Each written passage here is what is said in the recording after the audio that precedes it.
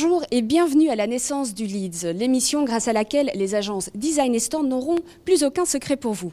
Les standistes sont souvent considérés comme étant des bricoleurs de l'éphémère, mais il s'agit là de vrais artistes. Ce sont eux qui subliment, qui donnent vie à votre événement, alors suivez-moi, on va aller voir ça d'un peu plus près.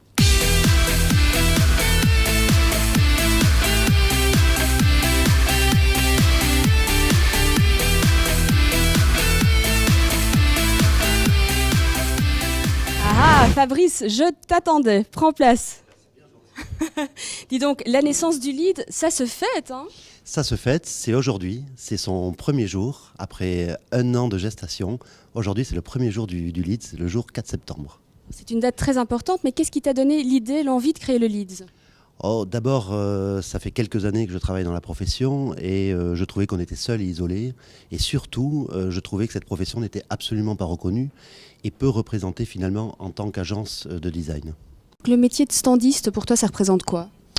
Ça représente un métier très dynamique, très varié, très porteur, sur beaucoup de points de vue et très créatif. Moi, il met en scène les désirs d'un client, son image. J'ai entendu que le mot standiste pouvait déranger certaines personnes. Pourquoi? Parce que standiste, le mot en lui-même ne me gêne pas, c'est le mot générique qui nous détermine depuis tant d'années. Mais le mot standiste, c'est celui qui fait. Et nous, effectivement, certaines sociétés font sur les 400 et quelques que nous sommes, mais surtout nous créons et nous organisons. Et donc, on préfère le terme de concepteur, décorateur ou d'agence de design de stand plutôt que le terme de standiste, parce que notre plus-value, notre vraie valeur ajoutée, elle est là.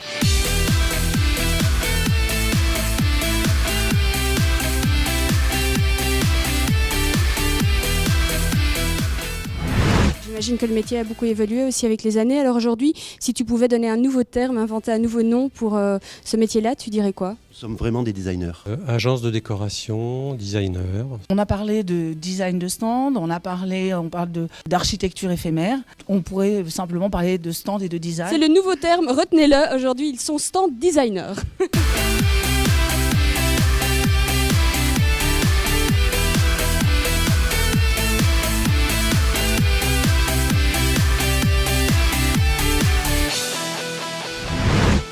Je vois qu'il y a pas mal de monde, vous venez d'ouvrir et pourtant tu as quoi, déjà une 50aine d'adhérents? Oui, pas tout à fait, mais on espère arriver très vite à 50. Alors comment t'es venue l'idée de créer le Leads? Alors, l'idée vient pas de moi du tout, je la revendique pas. Bon, alors tu pars. Non, je déconne. Elle vient de Fabrice Laborde, qui a su formidablement bien l'expliquer il y a 1 an sur une péniche, sur la Seine, qui était une très très belle journée. Et il a réussi à convaincre par un enthousiasme du sud, avec un accent du sud de la France, qui a fait que les gens ont compris son message, il l'a bien exprimé et c'est une réussite au bout d'un an. Mais toi qui fais ça depuis 25 ans, qu'est-ce que le Leads peut t'apporter finalement? Tu connais ton domaine, tu connais ton métier. Ne plus raisonner, penser, vivons cachés, vivons heureux, partager pour aller dans un sens constructif, être encore plus reconnu qu'aujourd'hui. Alors quelles sont les qualités nécessaires pour pouvoir adhérer au Leads? Alors, il faut déjà que le métier principal de l'adhérent ou du futur adhérent soit la conception du stand et qu'il ait les moyens de concevoir les stands, c'est-à-dire employer des ressources humaines de concepteurs. Il faut être dans ce métier-là et que ça soit l'activité principale. Toi, aujourd'hui, ça t'apporte quelque chose concrètement de faire partie de cette grande famille? Alors, pour moi qui suis un vieux du métier, parce que ça fait plus de 30 ans que j'officie dans ce milieu, j'aurais découvert ça il y a une vingtaine d'années, j'aurais gagné 10 ans. Où il faut qu'on se regroupe, c'est justement pour pouvoir avoir des prix et des façons de présenter nos prix de façon cohérente. Quels sont les points forts du Leads? De rassembler des gens qui, a priori, ne se parlaient jamais. Le plus, c'est cette motivation qu'on a tous aujourd'hui d'avancer, d'organiser notre profession, que notre profession soit connue de l'extérieur, c'est-à-dire des écoles de formation, du grand public, et qu'on sache qu'il y a des gens qui font des stands, que c'est un métier et que ça peut s'apprendre. Et ça, je pense qu'aujourd'hui, c'est important qu'on le sache. Et c'est, je crois, une de nos plus grosses motivations, c'est préserver notre métier, l'améliorer et se faire connaître. Nous faire connaître mieux encore, pour être mieux considérés demain.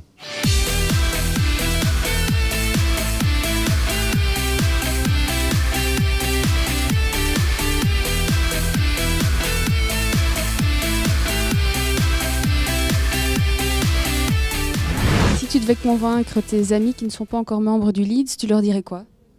Venez, on s'amuse, tout en restant très professionnel et il y a beaucoup d'avantages à se regrouper. Eh bien, merci à toi. Ne te cache plus, rejoins-nous et partage. Venez nous rejoindre au sein du Leeds parce qu'on a plein de choses à partager ensemble. Ok, en tout cas, moi, tout ça me semble très intéressant. Qu'est-ce que tu dirais aux gens qui ne sont pas encore membres du Leeds? Alors, à ceux qui ne sont pas membres, je leur dirais évidemment de nous rejoindre parce qu'ils veulent nous suivre, parce qu'ils ont envie de retirer effectivement cette structure et parce qu'effectivement il manque aussi de connaissances dans ce métier. Je leur dirais de nous rejoindre, mais il faut venir pour donner. Voilà, et aussi pour prendre.